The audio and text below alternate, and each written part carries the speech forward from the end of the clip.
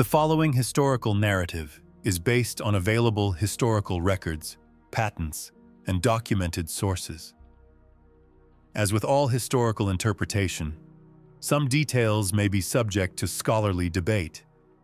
We encourage viewers to engage with primary sources and continue exploring this remarkable but understudied period of American innovation. The year was 1900. America stood at the crossroads of a new century, flush with victory from the Spanish-American War and hungry for technological supremacy.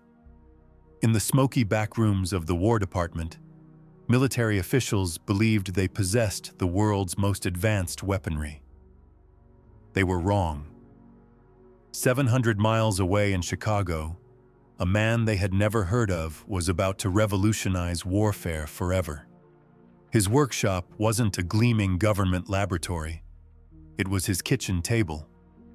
His tools weren't precision instruments manufactured by the greatest military contractors.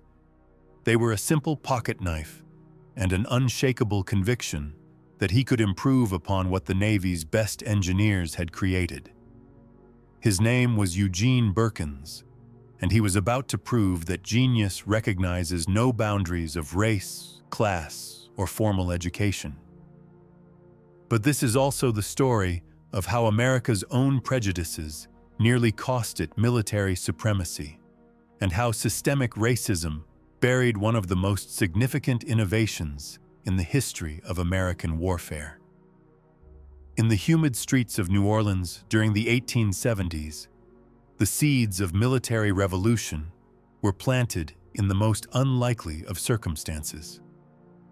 Eugene Burkins was born around 1876 to 1879, in an era when African Americans faced the brutal realities of Reconstruction's end and the rise of Jim Crow laws. His childhood was marked not by privilege or formal education, but by the daily grind of survival in a society determined to limit his opportunities.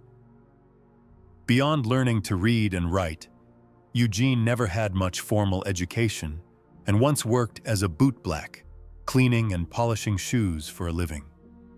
For nickels and dimes, he knelt on street corners and in hotel lobbies, his hands stained with polish, his mind absorbing the conversations of businessmen, politicians, and military officers who passed through his city.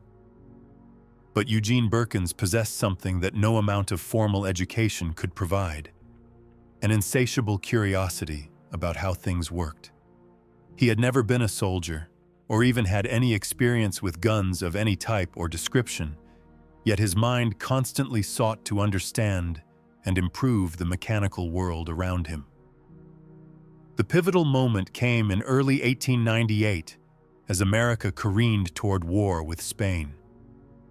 On the night of February 15, 1898, the USS Maine exploded in Havana Harbor, Cuba, killing 266 officers and sailors and galvanizing American public opinion toward war. The yellow journalism of William Randolph Hearst and Joseph Pulitzer ensured that every American newspaper carried dramatic photographs and illustrations of the tragedy. It was in this fevered atmosphere that Eugene Burkins encountered the images that would define his life's work.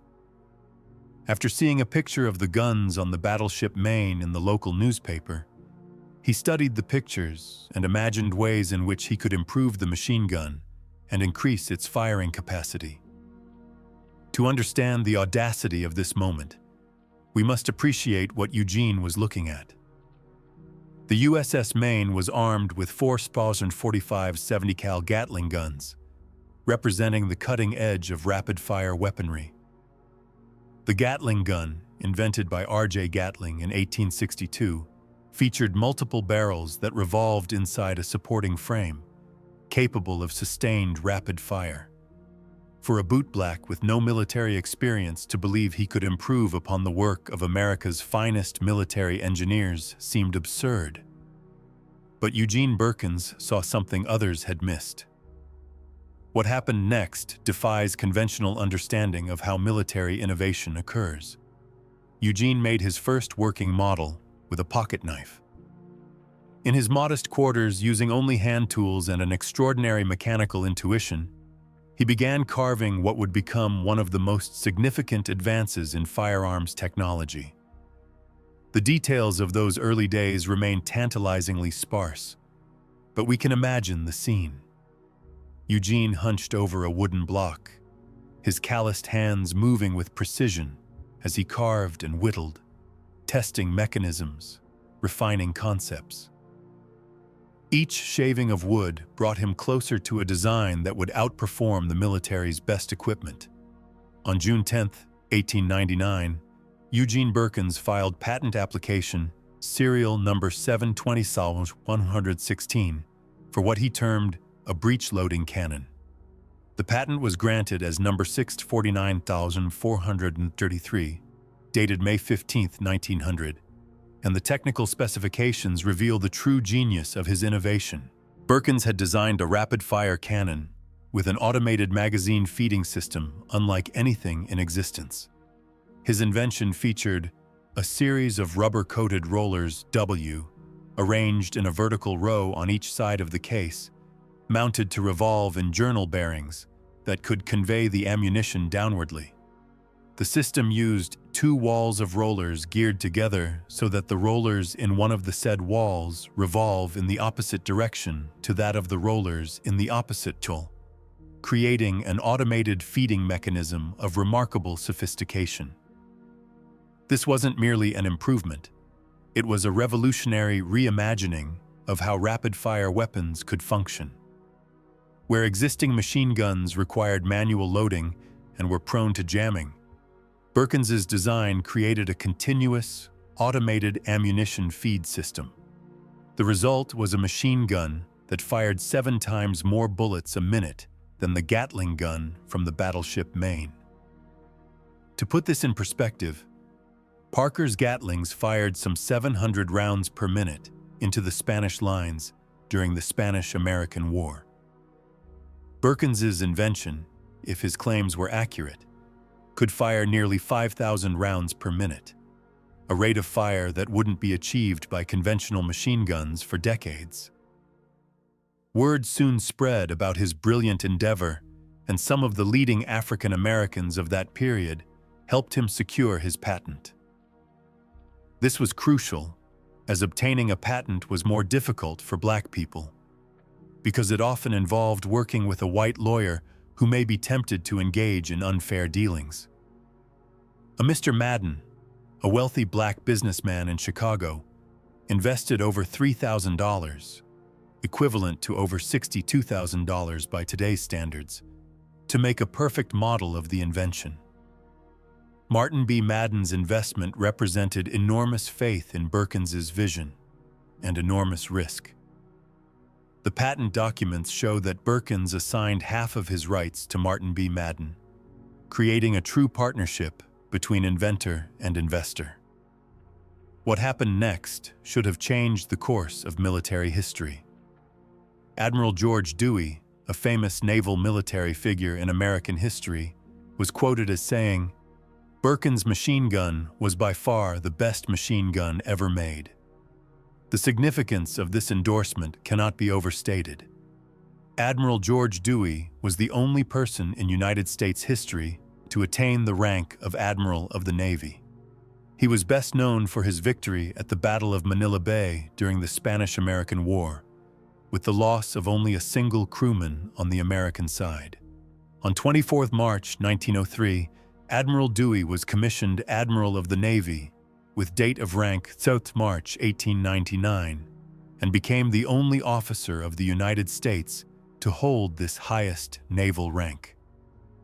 When the most distinguished naval officer in American history declared Burkins' machine gun superior to all others, it represented unimpeachable military validation of the invention's revolutionary capabilities. Several foreign countries quickly offered large sums of money for the rights to manufacture Mr. Burkins' gun for their own naval departments, but Eugene and his partner, Mr. Madden, decided to try to control the manufacturing interest in the United States. This detail reveals both the international recognition of the invention's value and the patriotic intentions of its creators. Despite facing systemic racism at home, Burkins and Madden chose to offer their revolutionary technology to America first. But America's military establishment had other ideas. Despite Admiral Dewey's endorsement, despite foreign interest, despite the revolutionary nature of the technology, Eugene Burkins could not secure military contracts. The same system that desperately needed his innovation could not accept that it came from an African-American bootblack. This rejection must be understood within the broader context of American racism at the turn of the century.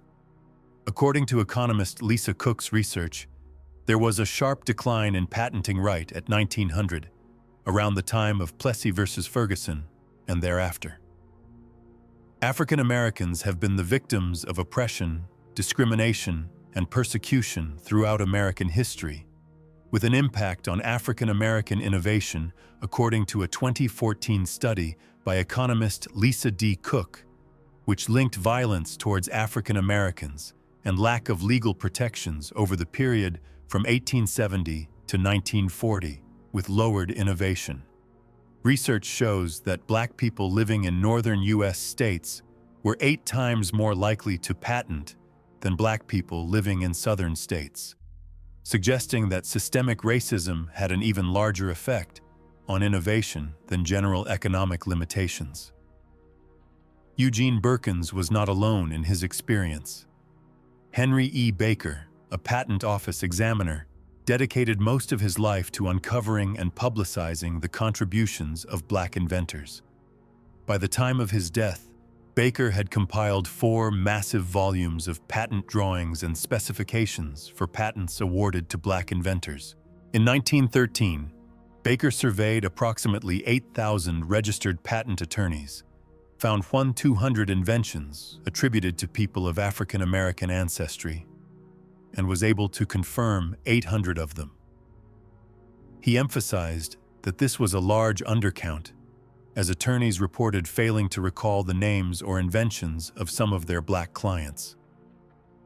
Baker wrote, "Judging from what has been duly authenticated as Negro inventions patented by the United States, it is entirely reasonable to assume that many hundreds of valuable inventions have been patented by Negro inventors for which the race will never receive due credit." The military's rejection of Burkins's innovation came at a crucial moment in American military development. The Spanish-American War saw the first American use of a machine gun in combat, when Marines landed at Guantanamo Bay with 4 Model 1895 Colt Browning machine guns. Roosevelt's Rough Riders called these guns more delicate than the Gatlings, and noted they were very readily out of order. Lieutenant John Henry Parker's Gatling gun detachment faced severe limitations. His men were not adequately armed. No spare parts or tools for repair were provided to them. The men who formed the detachment were not even given adequate training. Burkins' design could have solved these reliability issues while providing unprecedented firepower. Instead, the U.S. military entered the 20th century with inferior weaponry, while one of the world's most advanced designs gathered dust. As we've seen, Eugene Burkins created what may have been the most advanced rapid-fire weapon of its era, earned validation from America's highest-ranking naval officer, and attracted international interest. Yet systemic racism prevented his innovation from reaching production. The human cost of this rejection extends far beyond one man's lost opportunity. Military historians have long debated how different conflicts might have unfolded with more advanced weaponry. World War I, which began just 14 years after Burkins received his patent, was defined by the devastating effectiveness of machine guns. The war saw wholesale deaths in WY due to machine gun technology. Could Burkins's rapid-fire cannon have shortened conflicts, saved lives, or shifted the balance of global power? we'll never know, because America chose racial prejudice over military superiority. Burkins's story fits a broader pattern of African American military contributions being marginalized or erased. During World War II, more than 1 million African American men and women served in every branch of the U.S. Armed Forces, yet battled racism in the United States and in the U.S. military. The Army, Navy, and Marine Corps all segregated African Americans into separate units because of the belief that they were not as capable as white service members. Despite these obstacles, African Americans fought with distinction in every theater of the war, including the 332nd Fighter Group, which shot down 112 enemy planes during the course of 179 bomber escort missions over Europe. To truly appreciate what America lost, we must examine the technical specifications of Burkins's patent in detail. His breech-loading cannon was designed to provide a construction particularly adapted to handling heavy ammunition so as to attain a much greater rapidity of fire than heretofore in guns of a caliber larger than are employed in the ordinary machine guns. The system included several groundbreaking innovations. 1. Automated ammunition. Feeding. The magazine featured rubber-coated rollers that would convey the ammunition downwardly through an automated system. 2. Continuous loading mechanism. The design included lazy tongs connected to a cartridge carrier that could move between the bore of the gun and the magazine. 3. Integrated extraction system. The breech block served the double purpose of rammer and breech block and included a spring cartridge extractor for automatic shell ejection. 4. Screw-driven precision. The system used heavy side screw shafts connected to worm gears for precise mechanical control. When we compare Burkins's design to existing weapons of the era, the revolutionary nature becomes clear. The standard Gatling gun used in the Spanish-American War featured generally 10 barrels, which revolve inside of a supporting frame. Even the newer Colt Browning machine guns were noted for being more delicate than the Gatlings, and very readily out of order. Burkins's design addressed these fundamental limitations through automation, precision engineering, and innovative materials like rubber-coated rollers that would reduce friction and increase reliability. By the time Eugene Burkins filed his patent, he was residing in Chicago, in the county of Cook and state of Illinois. This move from New Orleans to Chicago reflected the broader Great Migration patterns, as African Americans sought better opportunities in northern industrial cities. Chicago in 1900 was a center of American innovation and industry. The city had recently hosted the 1893 World's Columbia Exposition, showcasing American technological prowess to the world. Black inventions had been exhibited at the Columbian Exposition in Chicago as part of efforts to demonstrate African American intellectual capabilities. In this environment, Eugene Burkins transformed from a bootblack into an inventor of international significance. The journey required not just technical genius, but extraordinary persistence and courage. The relationship between Eugene Burkins and Martin B. Madden deserves particular attention. Madden's willingness to invest $3,000, equivalent to over $62,000 today, represented both tremendous faith in Burkins's vision and recognition of the invention's commercial potential. The patent documents show Burkins as a signer of 1/2 to Martin B. Madden, indicating a true business partnership rather than a simple investment arrangement.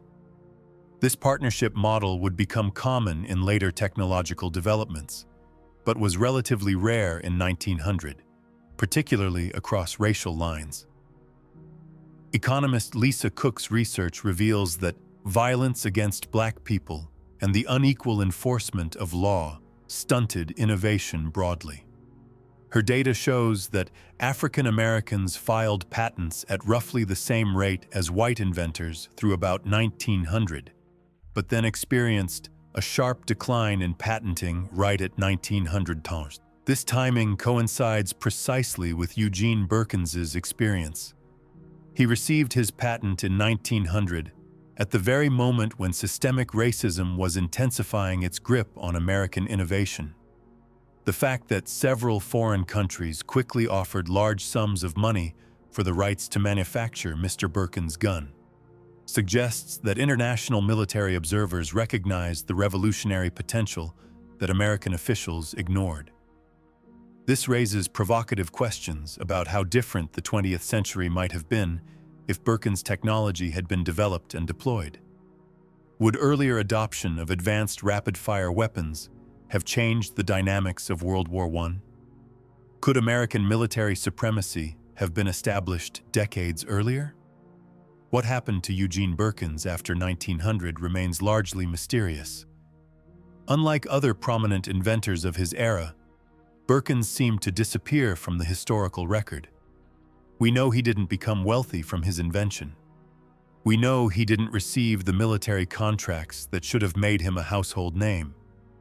This disappearance itself tells a story about how systemic racism functions. It's not enough to simply deny opportunities. The system also erases the evidence of what was lost. According to available sources, Eugene Burkins eventually became a restaurant owner, a common path for talented individuals denied opportunities in their areas of expertise. The image of this revolutionary inventor serving meals instead of revolutionizing warfare stands as a powerful symbol of America's self-inflicted wound. The story of Eugene Burkins isn't simply historical curiosity. It's a case study in how prejudice costs nations their competitive advantage. Even after President Harry S. Truman's Executive Order 9981 in 1948 officially desegregated the military, full integration of African American servicemen was not established until 1950 in the Navy and Air Force, 1953 in the Army, and 1960 in the Marine Corps. Despite desegregation efforts, the military is still plagued by accusations of racism as of 2020, when Mark Milley, chairman of the Joint Chiefs of Staff, condemned systemic racism in the United States Armed Forces. Modern research confirms that Black people in the North were almost as likely to file a patent as white people in the North, and they were far more likely to patent than white people in the South, suggesting that when barriers are removed, innovation flourishes regardless of race. The question for contemporary America is whether we're still making Burkins-level mistakes, rejecting innovations because of the inventor's background rather than the invention's merit. Eugene Burkins died in obscurity, but his story echoes across more than a century of American history. He represents not just one lost inventor, but thousands of innovations that never reached their potential because of systemic racism. As historian Rayvon Fouché notes, Black inventors' federally issued patents served as powerful tools to destabilize concepts of Black inferiority during the Jim Crow era. Eugene Burkins's patent number 649-433 stands as one such tool, tangible proof that genius recognizes no racial boundaries. The technical specifications preserved in the U.S. Patent Office tell us what Eugene Burkins created. The historical record tells us what America rejected. The tragedy lies in what might have been not just for one brilliant inventor, but for a nation that chose prejudice over progress. In our current era of rapid technological change and global competition, the story of Eugene Burkins serves as both inspiration and warning. Innovation can come from anywhere, from anyone. The question is whether we're wise enough to recognize it when it arrives, regardless of its source. Eugene Burkins took a pocket knife and carved a vision of the future. America took that vision and buried it in the archives of prejudice. The cost of that choice reverberates still, a reminder that genius ignored is progress denied, and that the greatest threat to national security may not come from foreign enemies, but from our own unwillingness to recognize the brilliant minds in our midst. If you found this story compelling, please like and subscribe for more forgotten chapters of American innovation. History is filled with brilliant minds whose contributions were overlooked or erased, and their stories deserve to be told.